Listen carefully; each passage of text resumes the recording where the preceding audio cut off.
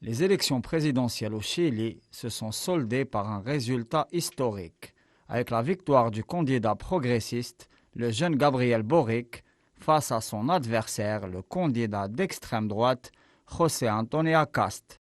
Cette échéance électorale était très importante, alors que le pays traverse une longue crise ponctuée par un mouvement populaire d'ampleur, commencé dès 2019 contre le président sortant Sebastián Piñera, qui a eu toutes les peines du monde à mater ces protestations, même en usant et abusant de l'outil répressif. Le processus a débouché sur l'élection d'une assemblée constituante qui s'occupe en ce moment même d'élaborer le projet de nouvelle constitution pour finir d'enterrer la version pinochiste qui a survécu à la transition démocratique entamée dès 1988 dans ce pays sud-américain. Le président chilien élu à la tête de la liste Apruebo Dignidad, Gabriel Boric, est d'ailleurs une figure du mouvement social, leader des grandes mobilisations estudiantines de 2011, contestant le système d'enseignement privé imposé par la dictature néolibérale initié par le coup d'État de 1973 et l'assassinat de Salvador Allende. Le président élu, Gabriel Boric, est né en 1986. Il a à peine l'âge minimum pour être élu président, 35 ans justement. Sa directrice de campagne, Isquia Siches, présidente du Collège médical du Chili, est née elle aussi en 1986.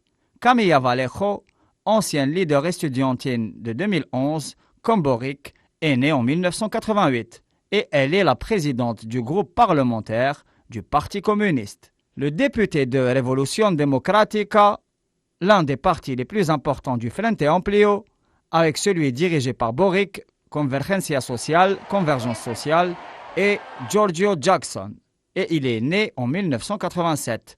Jorge Sharp, maire de gauche récemment élu à Valparaiso, la deuxième ville du pays, est né en 1985.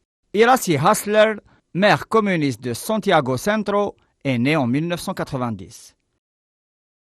Cette victoire électorale ouvre certainement un nouveau cycle politique en Amérique du Sud et confirme la tendance des 2 dernières années qui ont vu la gauche patriotique se maintenir au Venezuela, en Bolivie et au Nicaragua et gagner les élections au Mexique avec le président Juan Manuel López Obrador du PRD ainsi qu'au Pérou avec l'accès à la magistrature suprême du syndicaliste Pedro Castillo. Près de 50 ans après l'opération Condor et à la suite d'un long cycle de tyrannie néolibérale au parfum souvent fascisant en Amérique latine, un nouveau souffle a l'air d'ouvrir de nouveaux horizons sur le cône sud en ce moment.